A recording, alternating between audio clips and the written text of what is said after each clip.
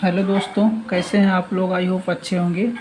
इस वीडियो के आज माध्यम से हम बात करने वाले हैं प्रतिशत का एक बहुत ही महत्वपूर्ण प्रश्न जो कि आपके एग्ज़ाम में बार बार पूछा जाता है।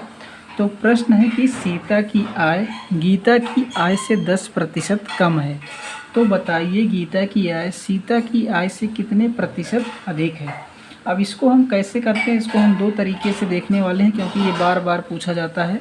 सबसे पहले इसमें दो लोग दिए गए हैं, उनको हम देख लेते हैं कौन कौन। सीता और एक गीता। अब यहाँ से हम फिर से पढ़ेंगे। सीता की आय गीता की आय से 10% कम है। किसकी आय कम है? सीता की। मतलब यदि गीता की आय 100 है तो इसका 10% कितना हुआ? 10। तो इसमें से 10 हम कम कर देंगे तो इनकी आय जो है कितनी है? 90 है। अब इसको हम सरल कर लेंगे। यहाँ से एक जीरो कट गया और ये हो गया 9 और ये हो गया 10। ठीक है। अब कह रहा है तो गीता की आय सीता की आय से कितने प्रतिशत अधिक है। जो गीता की आय है वो सीता की आय से कितने प्रतिशत अधिक है। तो आप देखेंगे सीता की आय 9 है और गीता की आय 10 है। तो इनकी आय कितनी अधिक है? 1 अधिक है। ठीक है। कितनी अधिक है? 1 अधिक है। तो यहाँ से कह रहा है कि गीता की आय सीता की आय से। अब नीचे हम किससे तुलना करेंगे? जिसके पास से लगा हो उसी से तुलना करेंगे। अब यहाँ सीता से तुलना कर रहा है तो इनकी आय को हम नीचे लिखेंगे। तो सीता की आय कितनी है? 9। तो यहाँ पे हम 9 करेंगे और उसके बाद 100 से मल्टीप्लाई करेंगे तो यहाँ से भाग देंगे तो आएगा 11 सही 1/9%। मतलब सीता की जो आय है वो गीता की आय से 11 सही 1/9% ये क्या है? अधिक है। ठीक है। अब दूसरे प्रकार से हम और देख लेते हैं इसको। इसका एक दूसरा तरीका है, उसको भी देख लेते हैं। सबसे पहले हम 10% जो है इसको हम भिन्न में चेंज करेंगे। तो 10% को यदि भिन्न में हम चेंज करेंगे तो यहाँ लिखेंगे 10/100। तो 10 एकन्ना में 10, 10 दहा में 100।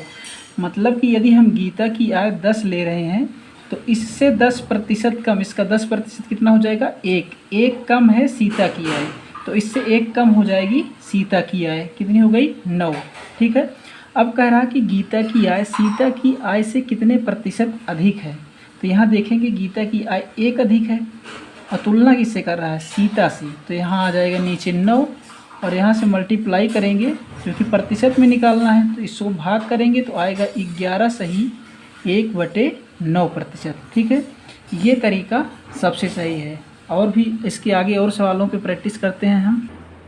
अगले सवाल पे चलते हैं हम कि कह रहा है कि रहीम की ऊंचाई करीम की ऊंचाई से 50% कम थी। तो ज्ञात कीजिए करीम रहीम से कितने प्रतिशत ऊंचा है।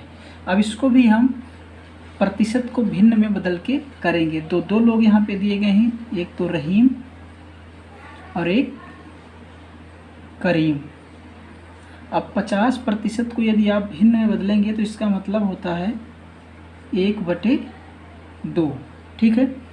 अब कह रहा है कि रहीम की जो ऊंचाई है वो करीम की ऊंचाई से 50% कम है। किसकी कम है? रहीम की। तो करीम की यदि 2 है तो करीम की कितनी हो जाएगी? 1। और अब कह रहा है उसके बाद कि करीम रहीम से, जो करीम है वो रहीम से कितने प्रतिशत ऊंचा है। तो इनकी 1 है, इनकी 2 है। तो कितना अधिक है? 1 अधिक है। तुलना किससे कर रहा है? रहीम से। ठीक है। तो जिससे तुलना करेगा उससे हम नीचे लिखेंगे और यहाँ पे मल्टीप्लाई करेंगे 100 से। तो 1 से 1 कोई फ़र्क नहीं, 1 एकन्ना में 1। यहाँ से आएगा 100%। तो कितना ऊंचा है? 100% ऊंचा हो जाता है। अगला प्रश्न देखेंगे तो अगला प्रश्न है हमारा कि राम की आय श्याम की आय से 20% अधिक है। ज्ञात कीजिए श्याम की आय राम की आय से कितने प्रतिशत कम है। तो इसको भी देख लेते हैं। यहाँ पे दो लोग दिए गए हैं, एक तो राम और दूसरा श्याम। तो सबसे पहले हम प्रतिशत को भिन्न में बदल लेते हैं। तो 20% का मतलब होगा 20 पंचे 100 1/5। ठीक है। 20% को जब भिन्न में बदलेंगे तो उसका मतलब होता है 1/5। अब कह रहा है कि राम की आय श्याम की आय से 20% अधिक है। ठीक है।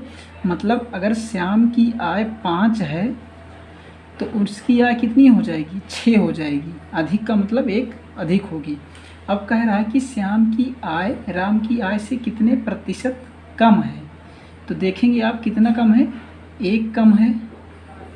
किससे कम है, तुलना किससे कर रहा है, राम की आय से। तो राम को हम नीचे रखेंगे और यहाँ पे मल्टीप्लाई करेंगे 100 से। तो यहाँ से काटेंगे 2 3 6 और 2 5 में 100। तो यहाँ 16 3 48 2 50, 16 सही 2%, 2/3% राम की आय से कम है श्याम की आय। ठीक है।